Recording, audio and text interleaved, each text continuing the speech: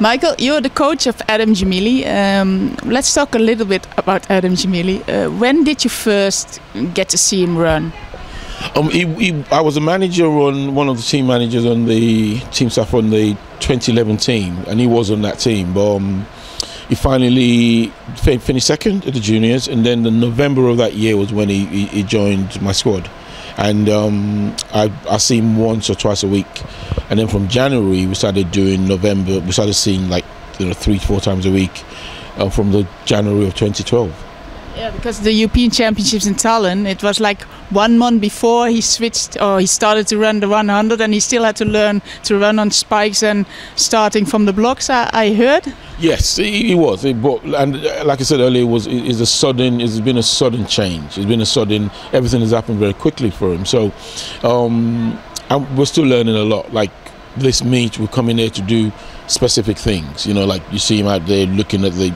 So there's a lot of targets and technical stuff and, physical, mental stuff that we just set every time. And that's the way in which we've been able to close the gap, because, you go from, playing football 1 minute to doing athletics once a week to being an Olympic semi-finalist. That's quick, Some people take 6-7 years to do that. We had like 8 months. So, it was very difficult. But we've been able to manage it. And how was it for you as a coach? Because, well, right away he was in the media and he's talented, everybody talks about him. How is it for you as a coach?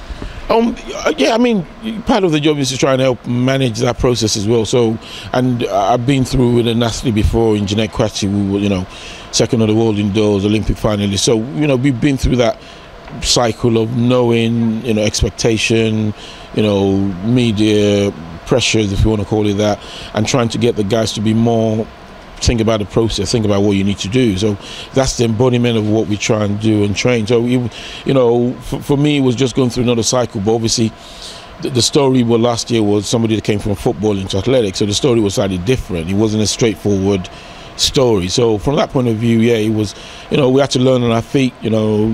Parents have done a great job. He's a fantastic young man, and the combination of his mum and dad parenting him and me doing the track stuff and then managing it between ourselves has worked out, and he's ended up being a really great, great team. What kind of athlete is he? Is he a typical football player? No, no. A lot of it was new to him. So, but he's very grounded. He listens. And when he wants to listen. If the session is not too hard, he listens. But he doesn't mind the hard work. And just for the camera, he throws up when the work is hard. Like he pukes. So that's the secret. So if you want to know if the work is hard, he throws up. So, but he's a great guy to work with. And we have a good squad as well. There's a squad of, like I said, you got Simeon, who's been to Olympic twice. You got a Nash Nelson, there was a junior medalist. You got him. You got a Jeanette. So everybody sort of like helps everybody develop. So he's come into a good group where the development has been seamless, because he's got people that can ask for experience. We've got 2 or 3 people in the squad that have got businesses and a personal trainer. So he can always talk to people. So it's not just been just me. It's been me, his parents, the squad, and a combination of that. He starts learning what to do and when to do it. So that's helped a lot, in his development. And did you, as a coach, also had to help him mentally through the races? Yeah, we do a lot of that. We do a lot of that. Everybody in the squad has got technical targets, and then you got mental targets, like, how are you going to run the race? What are you going to do if that happens? What are you going to do if that happens? So we have a lot of coping mechanisms. So, so I would do a lot of that. Some of them have got, sports psychologists that they work with, so it's the little things every year that I think will get us there, rather than trying to do everything too soon. And that's why we're not having a lot of big races. This year we probably got, a couple of diamond leagues. Let's just develop and be patient. We've got time, and so, yeah, mental stuff is important, as is physical stuff. So we try and do both at the same time. And looking at his physical part, what makes him strong, good, talented?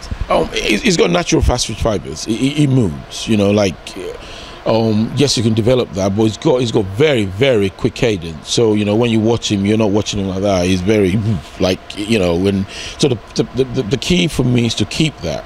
and then try and get that better. You know, technically he's got a lot better. If you watch him in 2011, and you watch him in now, you know, technically he's doing a lot more better work, you know, in regards to how he runs his race, and he understands a lot more better now.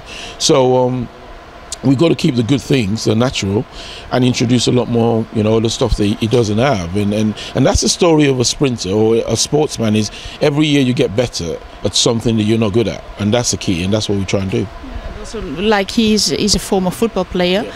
Now he goes only in running. Well, football players have also a certain training, and is there some part you have to also add now that it's not going to be like missing in the future? Yeah.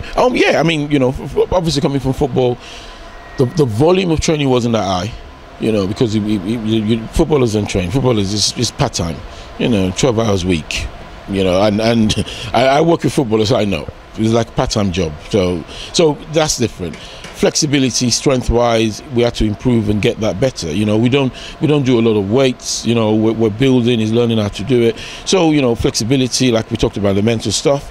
We talked about, you know, the activities are different. You know, the activity and the motion of kicking the ball, you know, means that your hips are very tight and your glutes are not very, you know, flexible, and they're not firing. Whereas as an athlete, you need those things. So we spend a lot more time preparing him for this activity, and so some of the stuff that he doesn't have is now learning to have. Like his hips are a lot more better now, you know, because in football you don't need mobile hips. You can get away with, because the motion of kicking is very short and small. So yeah, you know, although it's come from a football activity, we're trying to get him better physically to be able to handle it.